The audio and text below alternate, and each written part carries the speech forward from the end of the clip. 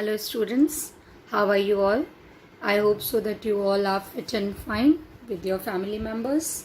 In last video, I have told you about the syllabus and two videos I have sent last week, and in that one जिसमें आप हमें देख रहे थे वो हमने आपको बताया, और दूसरा जिसमें मैंने आपको संस्कृत का चैप्टर भोजस्य औदार्यम पढ़ाया। ठीक है, उसके दो वीडियोस मैं आपको भेज चुकी हूँ। आज हम लोग ये तीसरा वीडियो इस चैप्टर पे तैयार करेंगे। बताएंगे आपको इस वीडियो में दो और पैराग्राफ इस चैप्टर के हैं जो कि आपके कोर्स में हैं। और फिर से मैं आपको एक बार याद दिला दूं कि ये चैप्टर सबको पढ़ना है, मतलब चारों सेक्शंस के बच्चों को, B1, B2, commerce and arts के बच्चों को, और सामान्य हिंदी या साहित्यिक हिंदी, दोनों आप जानते ही हैं। दोनों तरीके से हम इस चीज को बोलते हैं कि सामान्य हिंदी जो है वो B1, B2 और कॉमर्स के बच्चे पढ़ते हैं, और साहित्यिक हिंदी जो है वो आर्ट्स वाले बच्चे पढ़ते हैं। तो दोनों तरह के बच्चों को, दोनों सेक्शंस के बच्चों को, मतलब चारों सेक्शंस और दोनों स्ट्रीम्स के बच्चों को इसे पढ़ना है। ठीक है, तो मैंने आपको उस दिन, so let us start the chapter. First I will take the recap of the chapter भोजस्य औदार्यम, और इसमें मैंने आपको ये बताया था राजा भोज की उदारता के बारे में। पहले बताया था कि राजा भोज कितने उदार और दानशील हैं, और उनके पास पहले एक जो है वो व्यक्ति आता है जो कि बहुत गरीब रहता है, और वो एक कवि रहता है।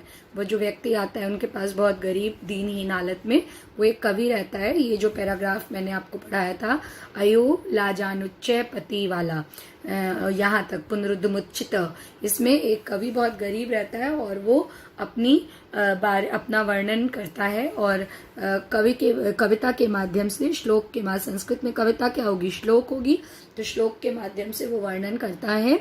और राजा भोज जो है वो कवि की श्लोक से खुश होकर के, प्रसन्न होकर के उसको एक एक शब्द में 1,00,000 स्वर्ण मुद्राएं देते हैं। उसके बाद दूसरे दृश्य में हमने देखा था, दूसरे दृश्य मतलब थोड़ा आगे चल के हमने चैप्टर में देखा कि इस श्लोक में ये जो अर्धम दानव वैरणा वाला श्लोक है, त्वाम माम तु भिक्षाटनम, ये वाला जो श्लोक है, इसमें मैंने आपको बताया था कि इसमें क्या है कि राजा जो हैं वो शंकर भगवान के मंदिर, श्री महेश्वर के मंदिर, शिवालय की पूजा करने जाते हैं, और वहां पर कोई ब्राह्मण आकर के और उनके सामने शंकर जी का वर्णन करता है, शंकर जी का वर्णन, शंकर भगवान का वर्णन करता है, और उसके भी श्लोक से प्रसन्न होकर के राजा उसे 1,00,000 स्वर्ण मुद्राएं, उसके प्रत्येक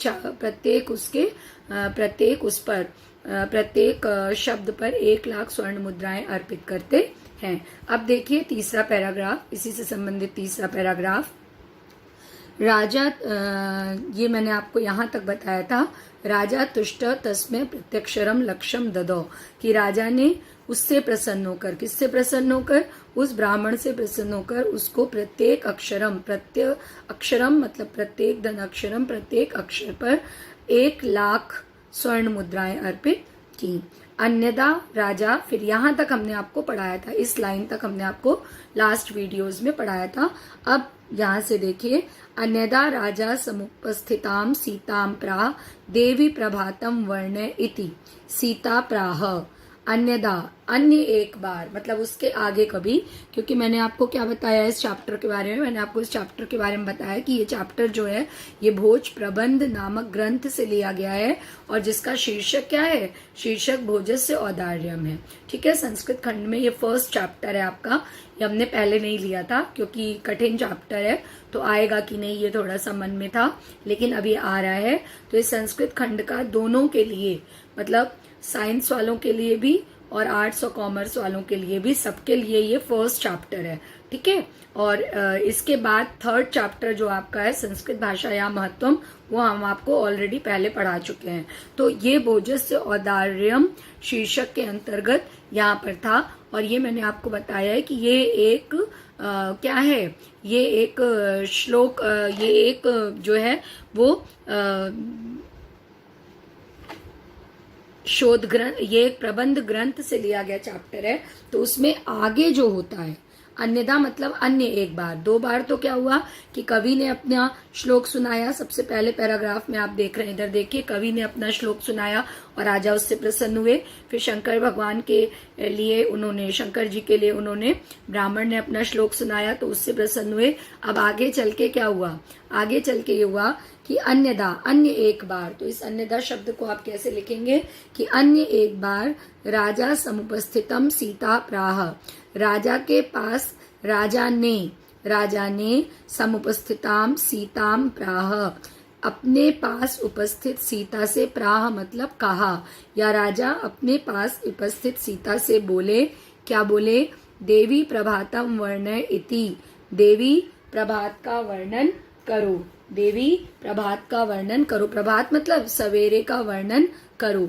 सीता प्राह, ये देखिए क्या लिखा है, सीता प्राह, सीता ने कहा।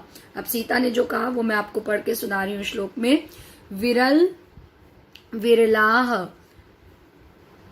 स्थूलास्तरा कलाविव सज्जना मन इव मुने सर्वत्रैव प्रसन्नम भूनभः, अपसरति च ध्वान्तम चित्तात्स स्तामिव दुर्जनः, व्रजति च निशा क्षिप्रम लक्ष्मीर द्युमिनामिव।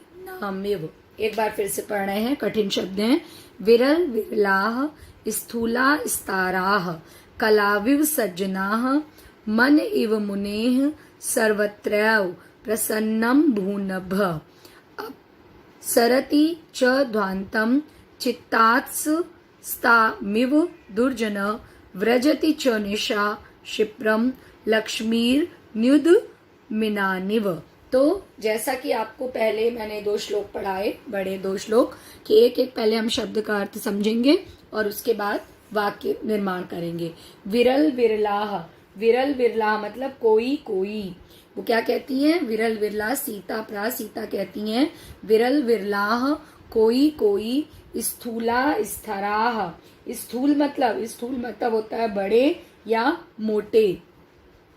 कलाविव, कलाविव का जो संधि विच्छेद होता है वो होता है कलौ धन इव।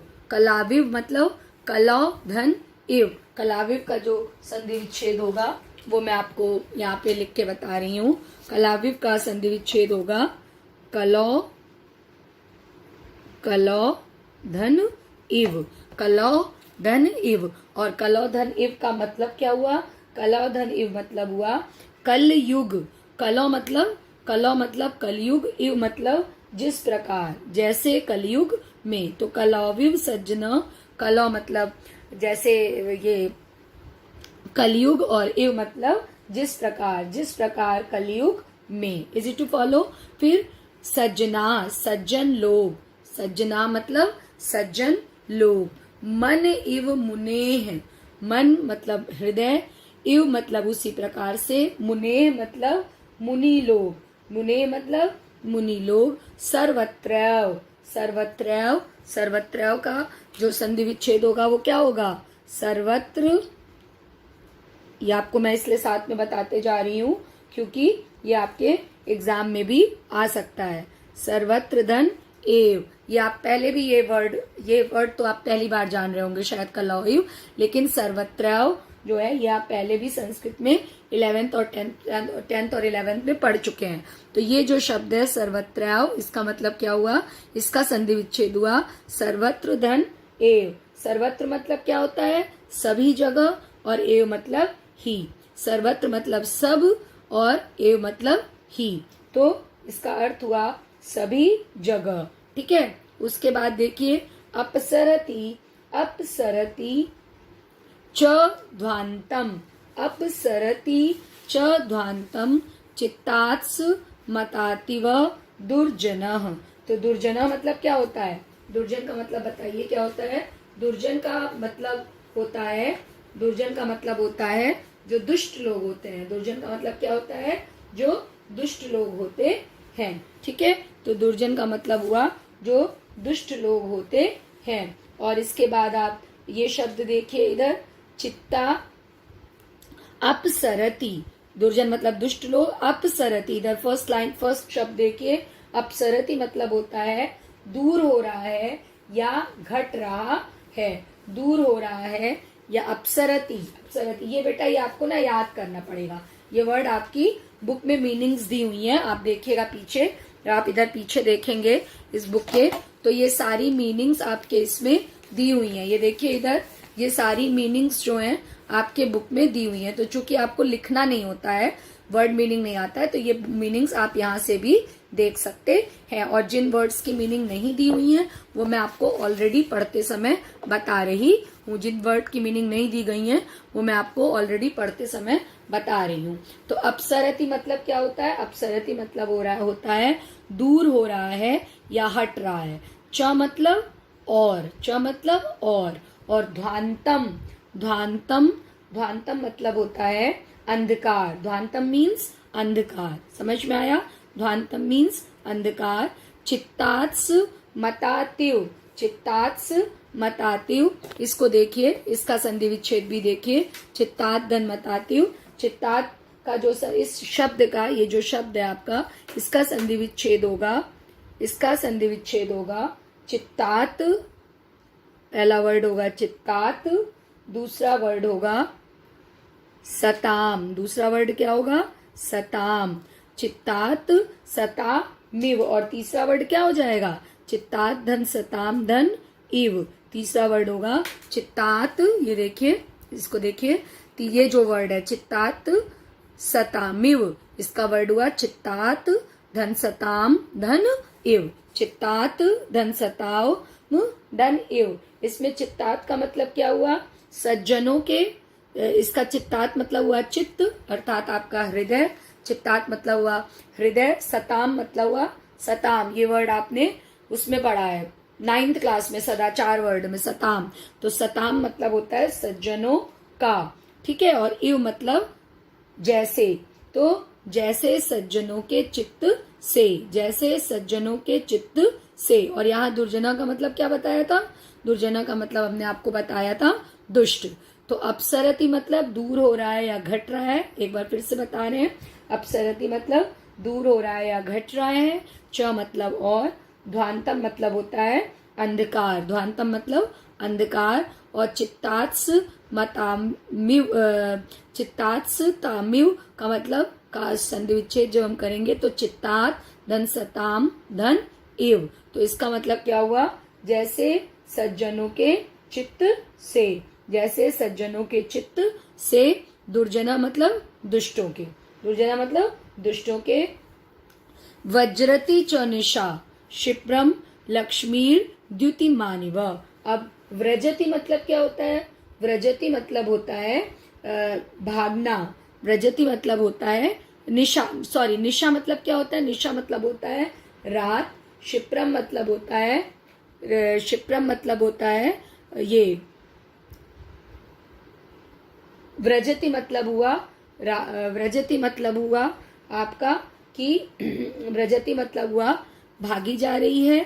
और निशा मतलब हुआ रात। व्रजति मतलब हुआ भागी जा रही है, निशा मतलब हुआ रात। क्षिप्रम मतलब हुआ तेजी से। क्षिप्रम मीन्स क्या हुआ? तेजी से। लक्ष्मीर, ये वर्ड देखिए, लक्ष्मीर द्युति मानिव। इसमें ये कौन कौन से वर्ड हुए? इसमें एक वर्ड हुआ आपका लक्ष्मी। तो लक्ष्मी द्युति, द्युति मतलब तीव्र, लक्ष्मी, लक्ष्मी र द्युति नामिव। तो लक्ष्मी धन द्युति धन इव। तो लक्ष्मी के प्रकाश की तेजी, लक्ष्मी की तीव्रता से, ठीक है, लक्ष्मी की तीव्रता से। द्युति मतलब होता है प्रकाश से या तो प्रकाश मतलब क्या हुआ? प्रकाश का मतलब यहाँ पर ये अर्थ निकाल रहे हैं।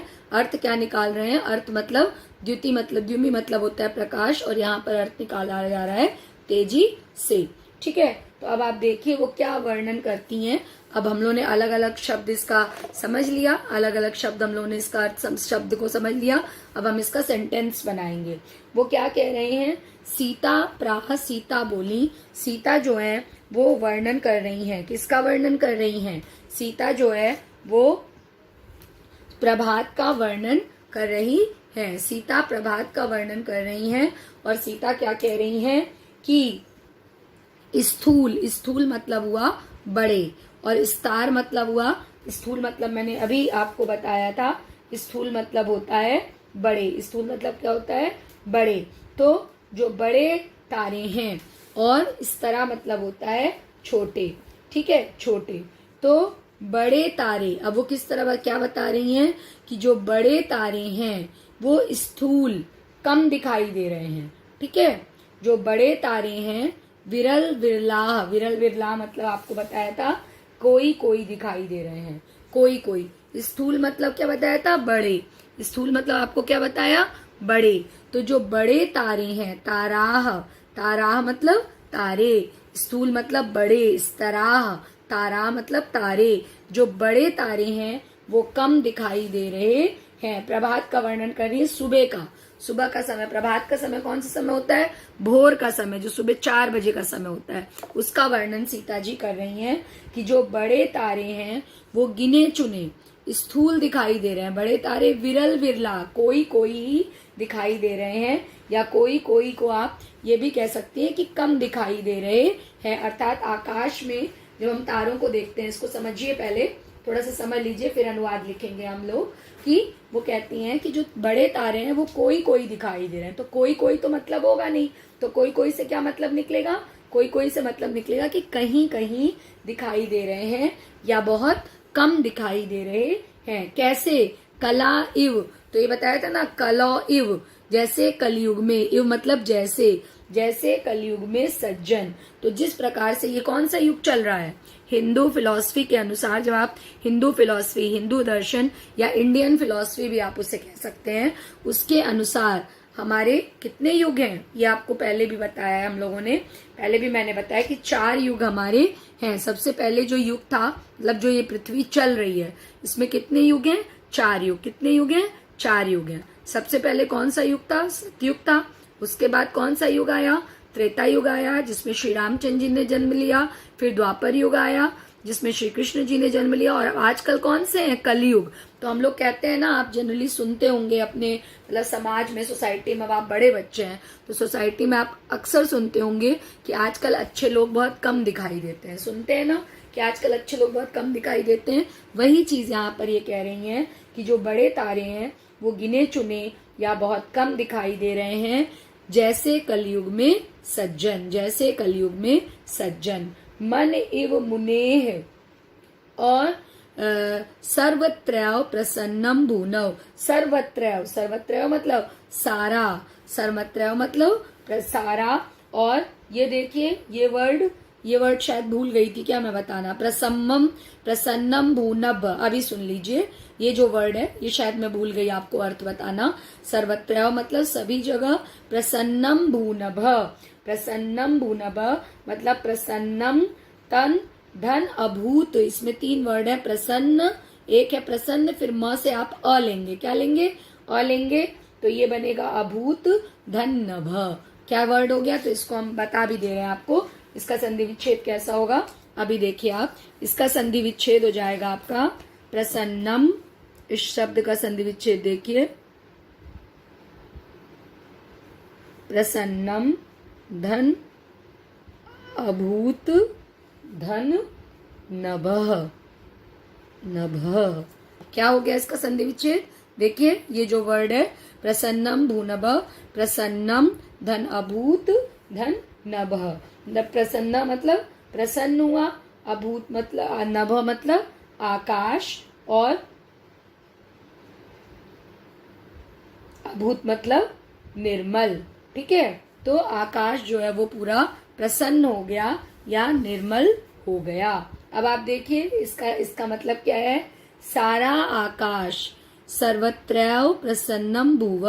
तो ये दोनों वर्ड से हम लिखेंगे, सारा, सर्वत्र मतलब सभी जगह भी आपको बताया था, तो सर्वत्र मतलब सारा, प्रसन्न भूम आकाश, मन इव मुनेह, मन इव मुनेह, मुनि के, मुनेह मतलब मुनि के समान, मुनि के मन के समान। मन इव, मन मतलब हृदय, मन मतलब हृदय, सारा, सॉरी इधर देखिए, सॉरी ये देखिए लाइन देखिए, कि सारा आकाश, सारा आकाश, सर्वत्रैव सारा अभूत, अभूत मतलब आका, नभ, प्रसन्नम अभूत धन नभ, तो सर्वत्र मतलब सारा, नभ मतलब आकाश, मन इव मुने, मुनि के मन के समान प्रसन्न हो गया, सारा आकाश मुनि के मन के समान प्रसन्न हो गया या निर्मल हो गया है। क्यों निर्मल, ऐसा क्यों कह रहे हैं? इसलिए कह रहे हैं क्योंकि रात के बाद जब सवेरा हो रहा है तो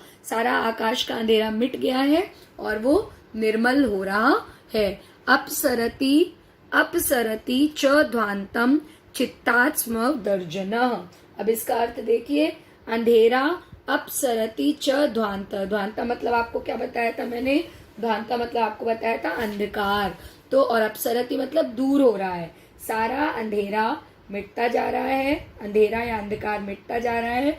जैसे चित्ता सताम्यु दुर्जन, जैसे सज्जनों के चित्त से दुर्जनता, जैसे सज्जनों के चित्त से दुर्जनता, सारा अंधकार ऐसे ही दूर हो रहा है जैसे सज्जनों के हृदय से दुर्जनता। व्रजति च निशा क्षिप्रम लक्ष्मीर द्युमिनी मानिव, की और रात्रि उद्यमहीनों की, उद्यमहीनों की जो रात्रि है वो लक्ष्मी की तीव्रता से भागी जा रही है, लक्ष्मी सी तीव्रता से भागी जा रही है। ये जो इव यहाँ पर वर्ड है, इसका क्या मतलब? व्रजति, व्रजति मतलब ये उद्यमहीनों की, व्रजति च निशा, उद्यमहीनों की जो रात्रि है वो लक्ष्मी की तीव्रता से भागी जा रही है। उद्यमहीन मतलब जो आलसी लोग हैं, जो आलसी लोग हैं उनकी रात्रि जो है वो लक्ष्मी की तीव्रता से भागी जा रही है। तो एक बार आप समझ लीजिए, इसको मैं लिख के आपको भेजूंगी पीडीएफ में क्योंकि ये कठिन अर्थ है, ठीक है। अलग अलग आपने अलग अलग आप इस वीडियो को देख लीजिएगा, और मैंने वैसे पूरी कोशिश कर दी है कि आपको हर वर्ड अलग अलग बता दूं, लेकिन फिर भी अगर आपको कोई वर्ड नहीं समझ में आता है तो पूछिएगा, ठीक है। समझ में आया? अब नेक्स्ट देखिए, नेक्स्ट देखिए, नेक्स्ट, राजा तस्य लक्ष्यम दत्वा कालिदासम प्राह, राजा ने उसे क्या दिया? लाख स्वर्ण मुद्राएं दी। राजा ने उन्हें, किसको? सीता जी को लाख स्वर्ण मुद्राएं दी।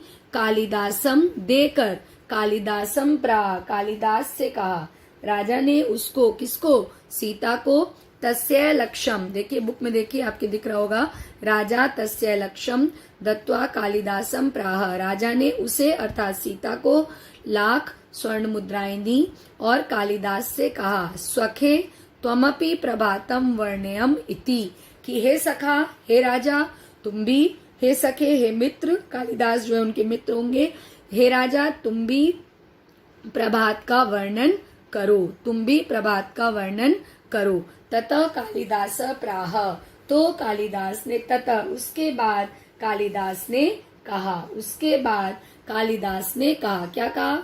अभूत प्राची पिंगारस्पतिरिव प्राप्य कनकम, अभूत प्राची, प्राची मतलब पूर्व दिशा, प्राची मतलब पूर्व दिशा, और अभूत, अभूत का मतलब होता है कि जो पूर्व दिशा है वो सूर्य की प्राची, अभूत प्राची जो प्रथम किरण है, अभूत मतलब जिसका पुराना कुछ, भूत मतलब क्या होता है? पुराना, और अभूत मतलब जिसका कुछ पुराना ना हो, अर्थात जो पहली, तो जो जिसका कुछ पुराना नहीं होगा वो प्राची, अर्थात सूर्य की पहली किरण। समझ में आया? जिसका कुछ भी पुराना नहीं होगा मतलब उससे पहले कोई किरण नहीं निकली, और प्राची मतलब पहली।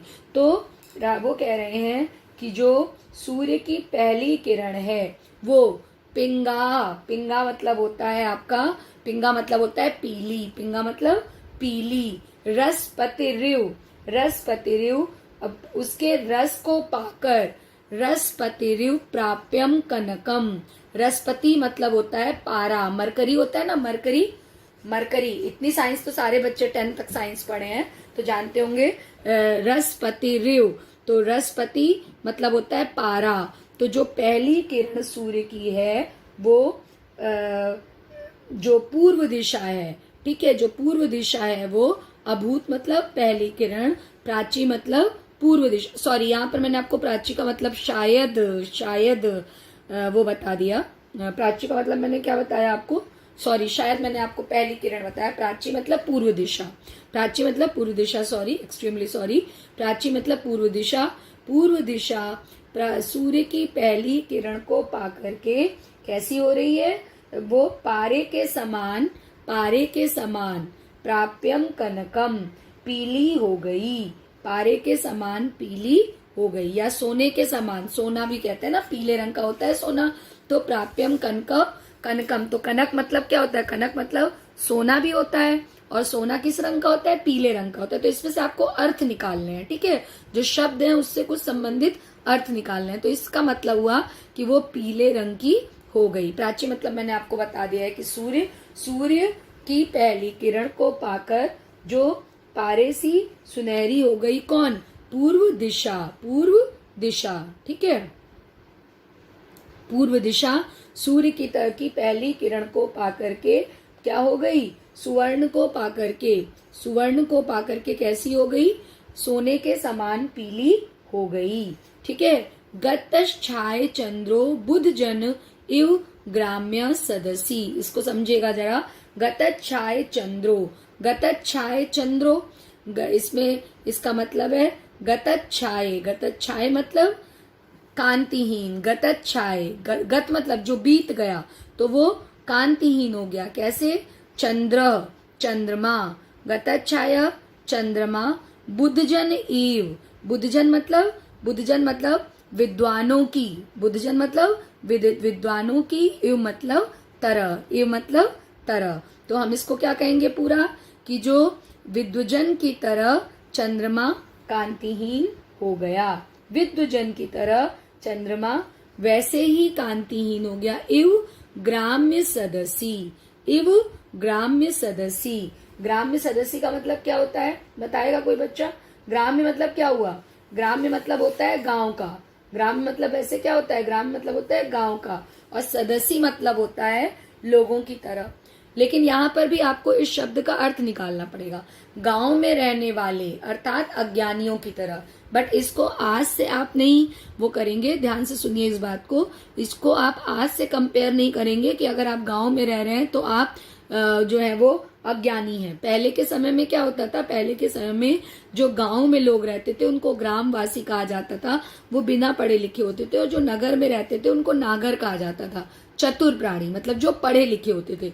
तो चतुर से मतलब दुष्टता से या बहुत चालाकी से नहीं है, बल्कि जो गांव में लोग रहते थे उनको, नगर में जो लोग रहते थे उनको नागर कहा जाता था, और जो गांव में लोग रहते थे उनको गंवार कहा जाता था, उस हिसाब से, ठीक है। लेकिन अब जो है, अब चूंकि गांव के लोग भी पढ़े लिखे हैं, तो गंवार से बहुत लोग अनपढ़ का मतलब निकालते थे, गंवार से बहुत लोग अनपढ़ का मतलब निकालते थे। यहाँ पर वही बात कही गई है, यहाँ पर वही बात कही गई है कि अज्ञानियों की सभा में ग्राम्य सदस्य, ग्राम्य मतलब गांव की सभा में, अर्थात अज्ञानियों की सभा में। लेकिन अब ये बात नहीं है, क्योंकि अब जो है वो ना हम गंवार वर्ड का यूज करते हैं, जो पढ़े लिखे और सभ्य लोग होते हैं वो ना गंवार वर्ड का यूज करते हैं। या मैं आपको समझाने के लिए बता रही हूँ सारा, या आपको लिखना नहीं है, ध्यान रखिए, या आपको लिखना नहीं है, बट ऐसे आपको समझ में नहीं आएगा क्योंकि टफ है, काफी टफ है ये श्लोक, इसीलिए मैंने इसको बाद में भी लिया है।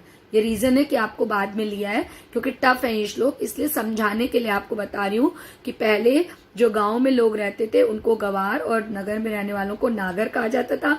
नागर लोग जो होते थे वो पढ़े लिखे होते थे और गांव वाले अनपढ़ होते थे। लेकिन अब गांव वाले भी पढ़े लिखे हैं, इसीलिए आप देखेंगे कि गांव वालों को हम गंवार नहीं कहते हैं, ठीक है। तो लेकिन यहाँ पर मतलब यही है कि जैसे चंद्रमा वैसे ही कांतिहीन हो गया है, जैसे ग्राम्य सदस्य, जैसे अज्ञानियों की सभा में बुद्धजन मतलब विद्वान, ठीक है। क्षणम क्षीणा